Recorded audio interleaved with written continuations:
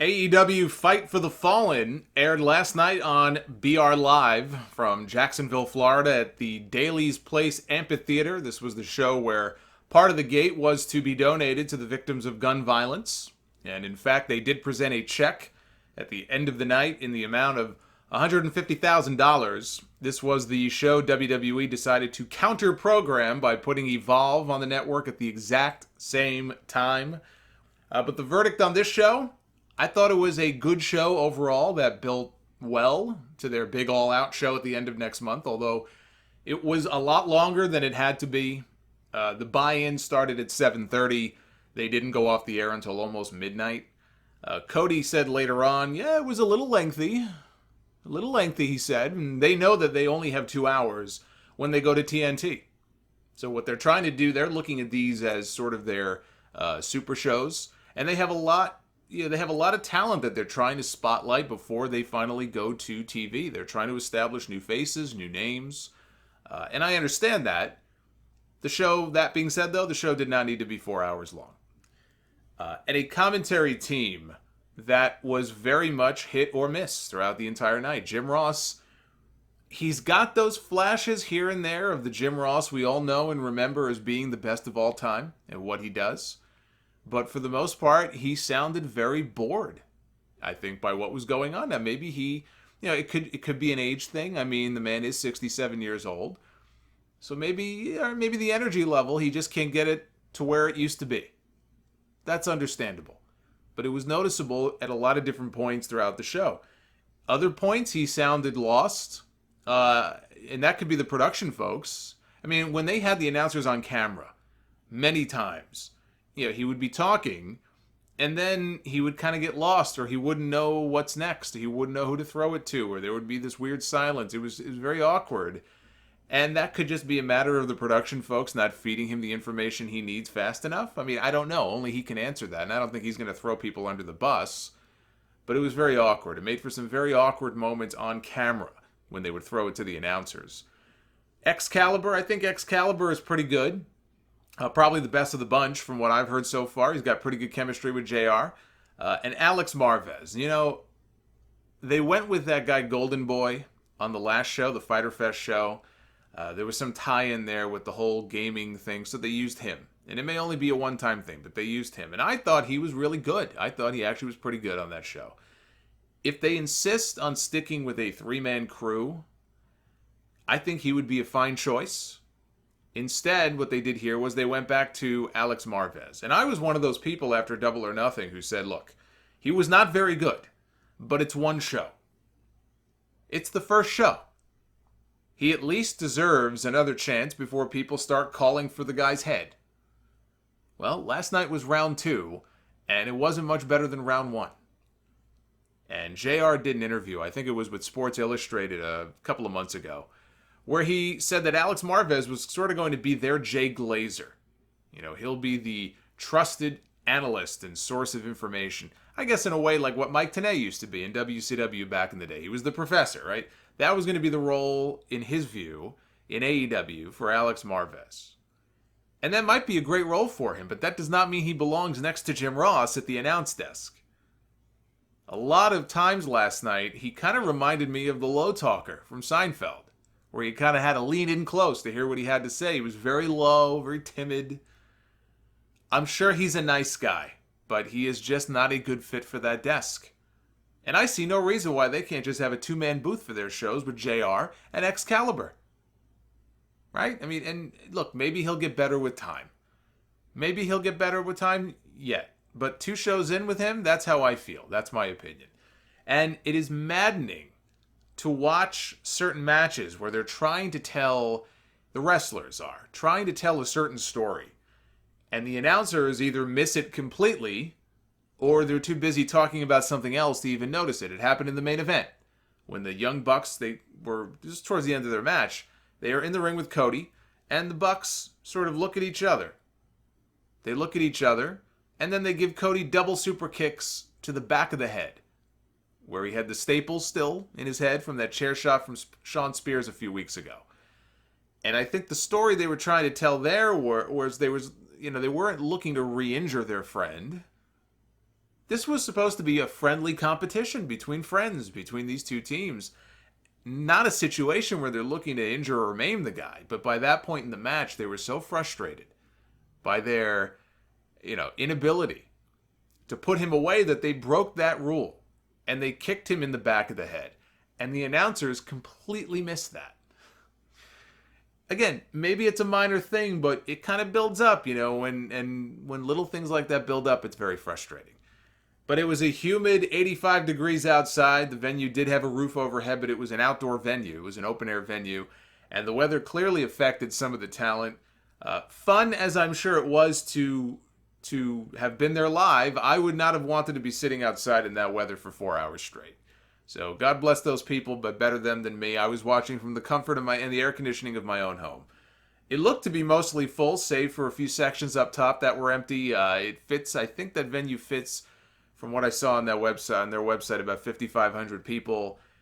That may be without staging. After you put the staging in and the ramp and everything, that might cut that number down. I'm going to guess, I'm terrible at doing this, but I'm going to guess they probably had between 4,500 people and 5,000 people in that building. And I really loved the look and the feel of that venue, the staging and the setup. I was getting WCW Monday Nitro Spring Break vibes from Club La Vila. I'm a big fan of those types of unique settings. It's not the most important thing. Obviously, the most important thing is the action in the ring and the storylines, but all of these other things put together help create this, a certain feel for the product. And I get emails from people all the time, upset and disappointed that WWE completely, save except for WrestleMania, all but abandoned the idea of unique sets for their pay-per-views and everything. But that's what happened when the pay-per-views became inconsequential. It wasn't a big deal anymore. And even, look, they are trying to save money, I guess. Even though they're bringing in more money now than ever before. They don't do pyro anymore unless they're in Saudi Arabia or it's WrestleMania. And the unique sets, they went the way of the dodo. So we don't get that anymore. So when we see stuff like this, it really stands out more. It doesn't come off as Bush League or minor league. It comes off as cool. It comes off as different. The only thing missing, I thought, was the giant pool, with somebody either getting tossed in or doing cannonballs like Kevin Nash did once when he still had knees. Tony Khan tweeted after the show was over, he put a screen cap up from an episode of South Park, juxtaposed with a screen cap from the event last night. And he said that it was a year ago that he dreamed of this setup while he was watching an episode of South Park. And you do see the similarities if you look at the images. So if you're wondering where the idea for this setup came from, apparently it came from South Park. Hey, I liked it, so I'm not going to say anything bad about it, but at the same time, I would hope he's not just getting all of his ideas from South Park. I don't even think I've watched an episode of South Park probably in, I don't even know how many years. My brother watches it all the time. I can't believe the show is still on, but hey, good for them. Production-wise, I have to say I appreciate them saving the match replays for after the match so they don't interrupt the action so many times. WWE, if you're watching WWE, every other move, there's a replay. And when that happens, there's 5 more moves happening in a little box that we can barely see. WCW used to do it this way as well. They would put the replays after the match was over. I like that.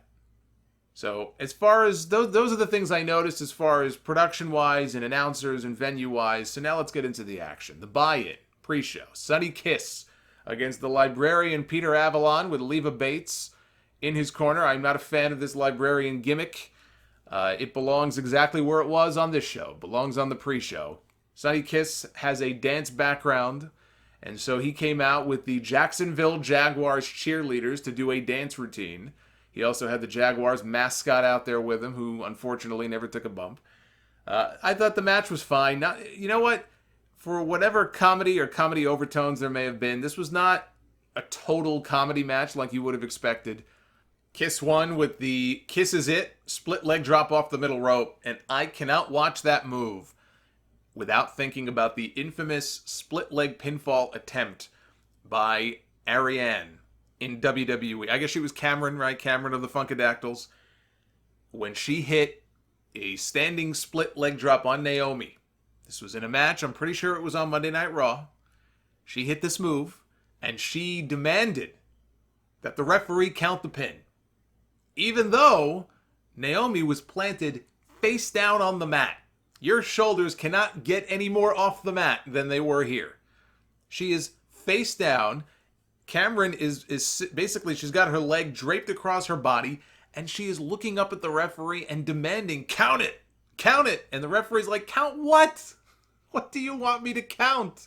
You have to flip her over. But I guess that's the sort of thing that happens when your favorite match is Melina against Alicia Fox. You end up with embarrassing botches like that. So that was a win for Sunny Kiss.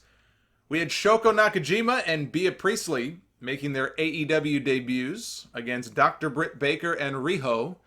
Priestley was diagnosed with a brain tumor when she was 14 years old and had surgery when she was 18 to remove it. Wasn't sure if she'd ever wrestle again, and within a matter of a couple of years, I think, she was back in the ring. She actually turned down an offer from WWE at the beginning of the year to sign with AEW.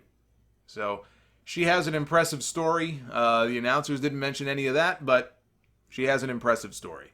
Riho is only 22 years old. The announcers did mention this at least. She's 22 years old.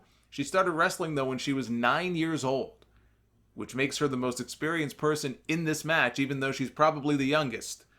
And I don't believe, and I did think about this at first, and I looked around. I cannot find any evidence that, or confirmation that this is the same 9-year-old girl that Kenny Omega once wrestled in Japan. I don't believe they are the same person. But what a story that would be. If she was still wrestling, I have no idea if she is. But if she was still wrestling, if Kenny brought her in to work for AEW. Britt tried to tag in Nakajima at one point. And the reason that is kind of awkward is because Nakajima was not her partner. And the fans knew this, and the fans booed because Riho was her partner, not Nakajima. Wrong corner. I guess they all look the same to the good doctor.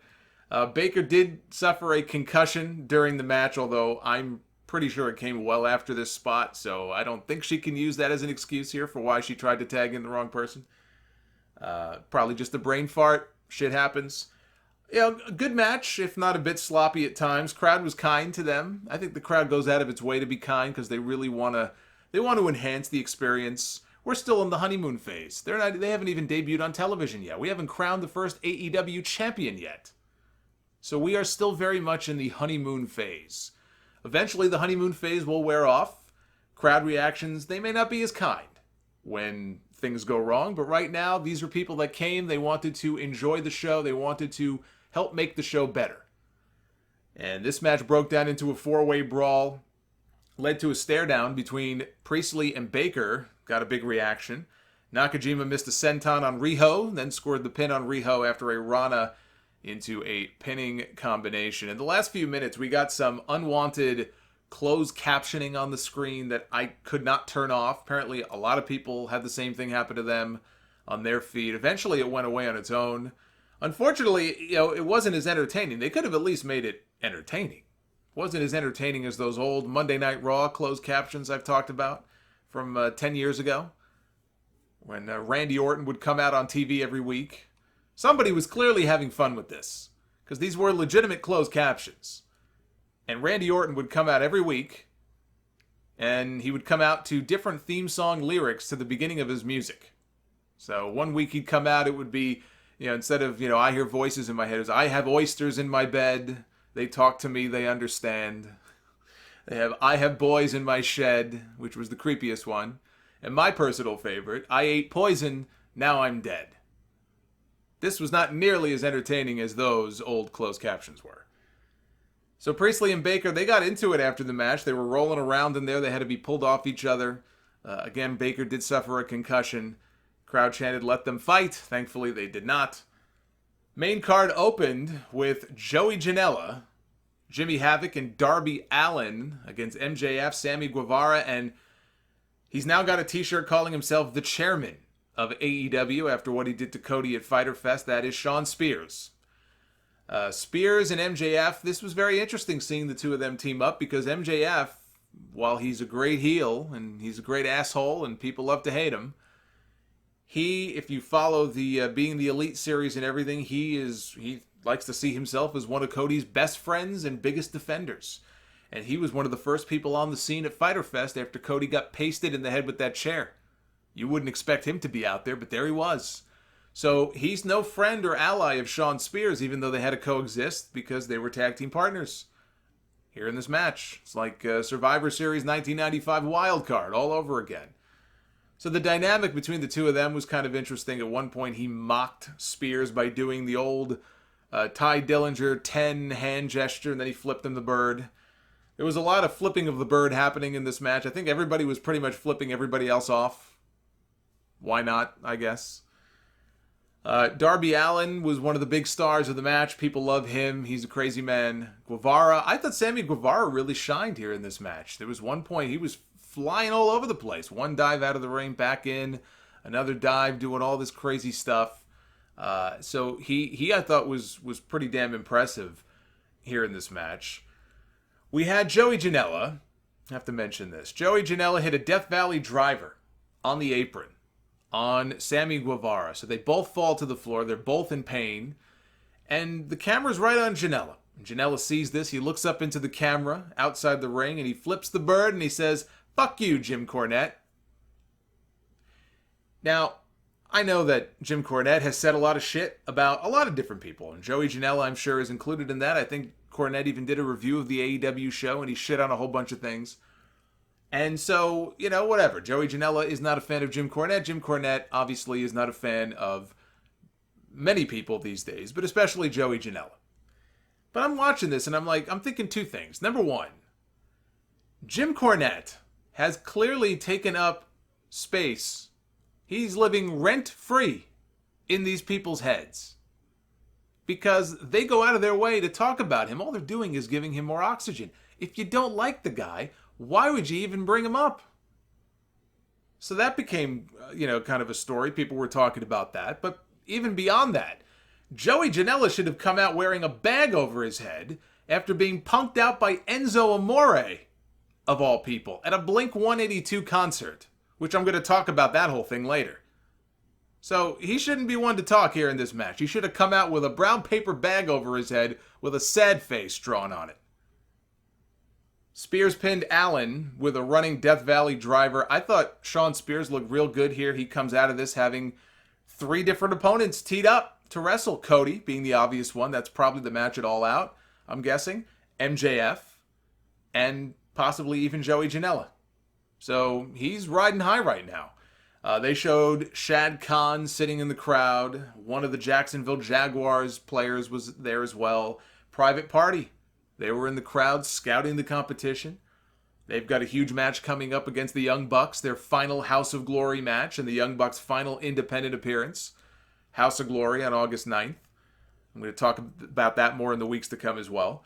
They also showed this was funny, they showed the attorneys from the law firm of Farah and Farah, who were one of the sponsors of the show. This was so random until they explained that they were helping to sponsor the show. And one of the attorneys was sitting down, and the other attorney was standing up. He had almost an empty beer in his hand, and he was slamming that beer down pretty good. He sounded like he was about 1 tequila shot away from having a really bad night. So I thought that was kind of amusing. We had Brandi Rhodes against Allie. They aired part of this great Brandi Rhodes video package, like a background feature, that they originally put on their YouTube channel earlier in the week, and I had watched it, and it was really well done. Talked about, it was her talking about her past as a figure skater, and she was this great figure skater, except when it came time for the big competition. And she would always wilt. It was just a mental thing. She couldn't deliver. She couldn't perform, and she was crying, and it was this very emotional thing, and it talked about how she ended up being in professional wrestling. It showed her training. Really well done piece, right? It's very emotional. She's in tears. She's crying.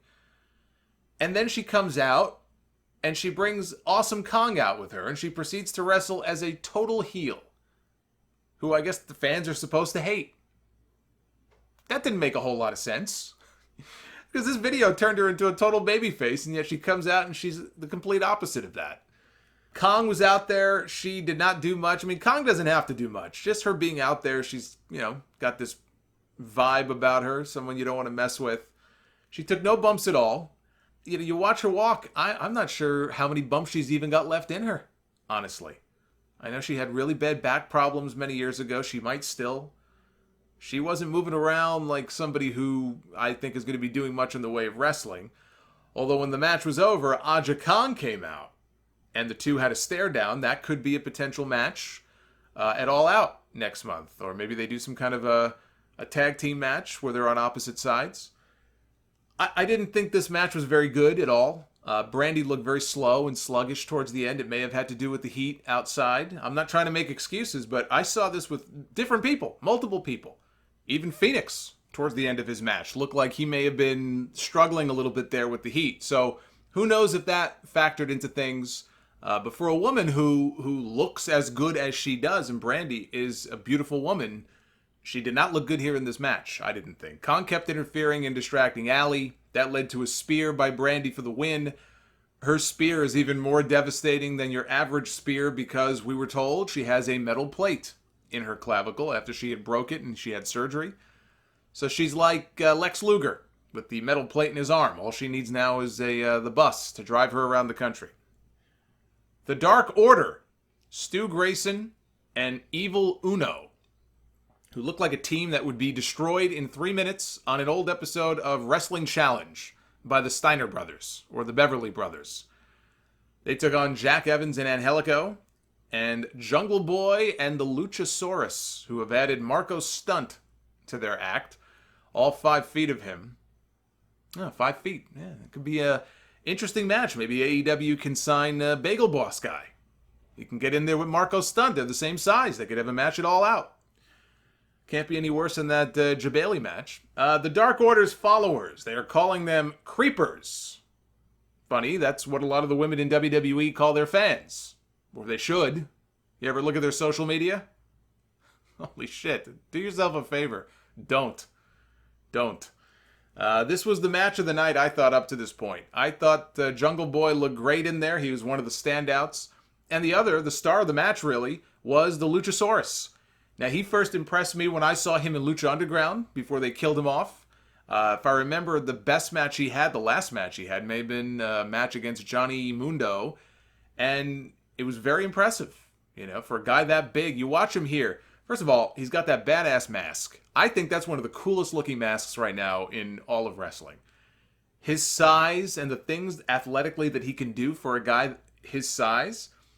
And, I mean, he's a pretty built guy. He reminds me almost of an AEW version of Kane. This is like a modern-day Kane and X-Pac tag team here. And I was a big fan of Kane and X-Pac back in the day. I think Luchasaurus has huge potential as a singles monster, which probably is bad news at some point down the road for Jungle Boy. Jungle Boy and Luchasaurus, they hit this really cool tag team powerbomb move that should be their finish, and maybe it will be, but it wasn't here. Evil Uno pinned Jungle Boy with the fatality, which is like an old Victoria Widow's Peak, but into a flipping cutter move. It's pretty impressive. Dark Order, if I had to say, I say Dark Order ranks last among all 3 teams here in this match. When you look at them and you think stars, like, who would you put on that first AEW on TNT? Who would you want to stand, what tag team do you think would stand out as stars? The Dark Order would be at the very bottom of the list, if you just look at them. But they held their own. They were impressive in their own right here in this match. They had already started the tease of them against Trent Beretta and Chucky T, the best friends. So I guess it makes sense that they got the win here, even though I would not have had them win. But that's the match they're building to. And so now those 2 teams are going to meet it All Out. The winners will get a bye in the tournament to crown the first ever AEW Tag Team Champions, which will not start until they are on TNT.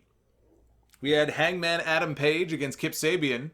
The match was I thought the match dragged for the most part. It got better by the end. Page was selling a knee injury. That was the main story of the match. But nobody believed, I think, that he was going to lose because he's wrestling Chris Jericho for the title at All Out. So there was no drama. There was no drama here. Page gave Sabian a powerbomb over the top rope onto the ramp very late in the match. Sabian crawled back in before the 10 count. Paige hit the Deadeye on Sabian for the win, just shy of 20 minutes. Chris Jericho came out. He was dressed up as one of the Dark Order's creepers. Hit the Judas effect on Adam Page and then ripped his mask off to reveal himself. Page's eye in all of this, I think it was off the Judas effect, was busted open. I stand by my statement many weeks ago that Jericho should win that match at All Out and become the first ever AEW champion heading into the TNT show. I just think Adam Page he's not there yet. He's not ready for that spot. And also, I think if he keeps winning like this and then he beats Chris Jericho, he becomes the world champion, you risk backlash by having him win it too soon. Don't fall into the same trap that WWE has fallen into with Roman Reigns and other people who get pushed too hard too soon. Don't fall into that same trap, because if you don't think the people won't turn on this guy, you're delusional. If you push too hard, it's going to backfire on you. So to me, Jericho has the name value anyway, especially going into that first TV show. He's the easy choice for who your first world champion ought to be. We had Frankie Kazarian and Scorpio Sky of SoCal Uncensored with Christopher Daniels in their corner against the Lucha Brothers, Pentagon and Phoenix. Daniels got himself kicked out after hitting a moonsault onto both Lucha Bros outside the ring, so he was gone. Yeah, the match was what you would expect from these guys. All action, some crazy spots. There was an assisted DDT to Phoenix off the top rope by SCU that should have been it, but of course it wasn't. I do miss the days where some of these moves would not just be good enough for a finish, but they would put somebody on the shelf. They would put somebody on television, off television rather, for weeks. And I know you can't do that now. You can't just, every time somebody hits a big finish, you don't see him for 4 weeks. I understand that, but these moves now are just set-up moves to the next spot. It's too bad. Mexican Destroyer to Scorpio Sky by Pentagon. Sky kicked out. That's a great example. Fucking Mexican Destroyer. Nobody should ever kick out of a move like that. That used to be the old Petey Williams finish. There's a reason why it was his finish. And now it's just a setup move. It's a setup move to the next thing. And that's not just an AEW thing. That's just a wrestling thing. I'm not trying to single out AEW. But, I don't know. Just kind of bothers me. So he kicked out of that. But what he did not kick out of was the package pile driver double foot stomp combo by the Lucha Brothers, who pick up the win. After the match, they brought a ladder into the ring. And I'm watching this and I'm like, what the hell are they bringing a ladder into the ring for? And they lay out SCU with this ladder, knock him out of the ring. Then they set the ladder up. And they both climb the ladder, one Lucha Bro on each side. They have a microphone in their hand. And they issue a challenge to the Young Bucks to a ladder match at All Out, where I'm pretty sure somebody is going to die. Probably Phoenix, if I had to place my bet. Now, they never said what, if anything, would be hanging above the ring or on the line in this match, although I believe Pentagon and Phoenix are still the AAA Tag Team Champions, so maybe they're going to put those belts on the line. Otherwise, I'm not sure what the purpose of it being a ladder match is, other than to do some high spots. Maybe they'll get a bye in the AEW Tag Team title tournament, like the winner of the Dark Order Best Friends match. Would that even work? Having 2 teams get a bye? I mean, I guess maybe you can do it. I don't know.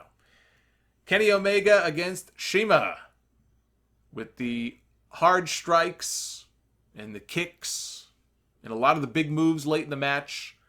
It turned into the kind of Kenny Omega match that you would see from him in New Japan.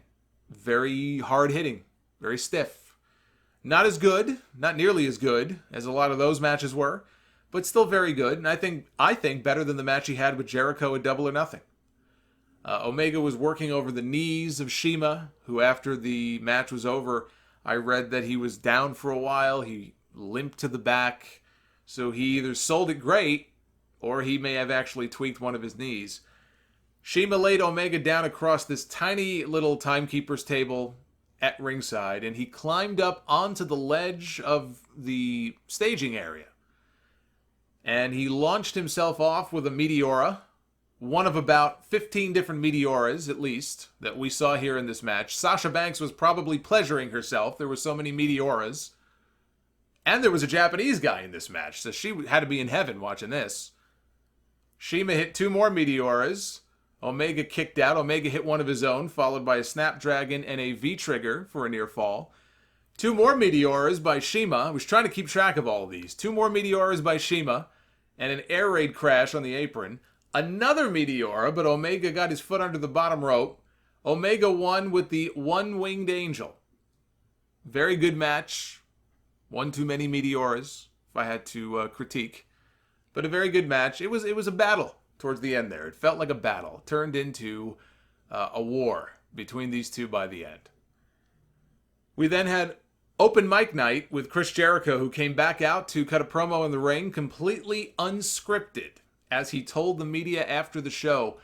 The thing I like, and here's another bit of praise I will give, something I really like that AEW has done on their shows up to this point, and New Japan does this as well, but they have the post-show media scrum where they have some of the talents go back and they have, wrestling media people and press people asking questions, and they answer them honestly. They're not really in character. It's kind of, they break kayfabe for it and they just answer questions about the show and other things. And Jericho did one of those interviews after the show, and he said, that interview segment was totally unscripted. There were no bullet points. There was no direction given to him by anybody. They just said, all right, you're going to have this much time to go out there and cut a promo. And Jericho's smart enough to know what he's out there to do. He's got a championship match coming up in a month against Adam Page. So why else would they be giving him interview time on the last show before All Out? To get the match over. He's no dummy. He knows what to do. You don't have to give him a piece of paper and say, hey, this is what you should be doing. So he said he had nothing at all. He told Dean Malenko's an agent now there. He told Dean Malenko that was the first time that he's been able to do that in 20 years. He just winged it. And he did a fine job. I think this guy may have done this a time or two in the past, this promo stuff. Call me crazy, but he sounded like he's done this before. He had the blood, he said, of Hangman Page still on his hands, and he was showing us. Didn't look like blood at all. Not human blood. Looked like magic marker. He called Jacksonville Jerksonville and Jackoffville cute, but not as funny as him calling Goldberg Greenberg back in the day, because that just works on so many levels. He also called Jacksonville the White Trash Riviera, and then he praised Hangman Page as one of the top young prospects that he has seen in a long time, and he did that by design. He put him over. It was by design. He told this story. He said in 1990, he was still relatively new in the business. In 1990, he worked with an old guy named Bulldog Bob Brown. And by that point, he was in his 50s already. He was not a very nice man. But he taught Jericho, if you call me an old man, if you're going to cut a promo on me before our match, and you call me an old man, and then you beat me, well, what did you really accomplish? Because all you did was you beat up an old guy. But if you talk about me like I'm the toughest son of a bitch that you've ever seen, and I'm the toughest challenge of your career, and I'm this big deal, I'm this big shot, and then you beat me, well, now you've done something. And he didn't beat Bulldog, by the way. But, he told that story, and so he applied that here. He has to beat the Hangman, he said, over and over and over again. I have to beat the Hangman. I have to beat the Hangman. I have to kill the Batman, over and over and over again. That brought out Hangman Page. The two of them rolled around for a while. Jericho escaped. And Hangman had one hell of a black eye and a bloody scar above his eye from the attack by Jericho earlier in the show. I thought Jericho was great here. And I thought this segment did exactly what it needed to do to get people amped up for their match at All Out. Then we had the main event. The Brotherhood of Cody and Dustin Rhodes against the Young Bucks. There's a little bit of friendly competition here until Nick Jackson slapped Cody across the face, and then it wasn't so friendly anymore. The crowd was quieter for a lot of this than they were for the earlier matches, because by this point it was very late in the show. They were approaching 4 hours almost. They were still sitting out there, those people in the heat, sweating their balls off, and so, they just were not as energetic for this as they probably would have been if it was in the middle of the show. Cody took off his Hollywood Hogan weightlifting belt at one point. He was using it on, I think it was Nick, as a weapon. I can't recap the whole thing. I mean, we had stereo sharpshooters by the Bucks at one point. I thought Dustin was killing it in there, snap power slams for the Bucks. He did a senton off the apron onto Matt Jackson. This guy's 50 years old. He's doing sentons out of the ring. Cody also did a dive out. We had the Flying Rhodes brothers. Dustin hit stereo shatter dreams, one on each buck in each corner. I like the spot, and this is the one I talked about earlier, that the announcers, I think, really just missed the boat on, where the Bucks were teasing, or they were looking at each other. What are we going to do? Should we do this? And then they gave dueling super kicks to Cody right in the back of the head. Again, I thought that was a missed opportunity to really talk about that, which the announcers didn't do. I like the spot also where the Bucks, they teased doing super kicks. Instead, though, they stopped. They dropped down like the Rhodes boys do, and they delivered uppercuts. So then Cody and Dustin gave them a taste of their own medicine. They hit a pair of super kicks. Nick wiped out Dustin on the floor with a springboard dive. Bucks finished Cody off with the Meltzer driver for the win. I cannot believe that in a matter of months we're going to hear the name Meltzer driver on TNT. What started as probably a gag in their indie matches is now going to go mainstream. I don't know how I feel about this. After the match, Matt Jackson took the microphone and he said, look, it got a little competitive out there. We've been making fun of you guys now for a few weeks, but I want you to know that, we've wrestled everybody all over the world. We've heard about the myth of the Rhodes brothers. And, Matt said, I don't really watch a lot of that other product, so I didn't see you guys when you guys were doing your thing as a tag team, but damn, you guys are one of the best tag teams we've ever shared the ring with. So, they were not done. Clearly they had more to say, and they were going to hand the mic over probably, to Cody and Dustin, but they were interrupted by music. And you could see Dustin's like giving the cutthroat sign, like, no, cut the music out. But they were short on time. And so out to the ring comes some of the members of the roster. Luchasaurus was in there with Jungle Boy. Shad Khan came out. They had a big check. And it was a check for $150,000 to donate to the Victim Assistance Advisory Council, the victims of gun violence. Nobody knew they were still on the air. Nobody knew. Kenny Omega had the mic. Cody had the mic. I don't know if we're on the air. Yeah, you're on the air. But Cody took the mic. He goes, look, you can't counter-program what AEW is doing. Just can't let this go. Just can't let this go. He's got to talk about the whole counter-programming thing. And he said, look, I don't really have a signature line, so I'll give it to Kenny. Now, Kenny Omega's signature line is basically him going, good night and bang. But they're doing a benefit here kind of for the victims of gun violence. So he thought better of it. And he said, well, this might not be the most appropriate time for me to do my usual send-off. And so instead of saying bang, let's say boing. So he said boing instead of bang, whatever. None of them had any idea that they were still on the air, which is embarrassing that you can't have somebody waving from the outside from the production staff saying, yeah, we're on the air. I thought that was kind of embarrassing, but yeah, look, a nice little send-off there at the end. On the whole, I thought it was a good show. I really enjoyed the setting and the venue. I'm learning about a lot of these new faces like a lot of you are. There's people I didn't know much about beforehand. There's some people I knew of. I saw them in Lucha Underground or somewhere else. And now they're going to have a chance to shine in the mainstream on a big stage like TNT in just a few months. And that's pretty exciting to see who is going to really get over as the next big star, obviously they're pushing an Adam Page, but it could be a Luchasaurus, it could be a Jungle Boy, it could be an MJF, it could be somebody that we haven't even seen yet, it could be somebody they haven't signed yet. Either way, it's a great thing for the wrestling business, it's a great thing for the wrestlers, and things are going to get very interesting this fall. Between the SmackDown move to Fox, NXT, there's been rumors, is it going to move to FS1 or not? AEW debuting on TNT. It's going to be a fun time.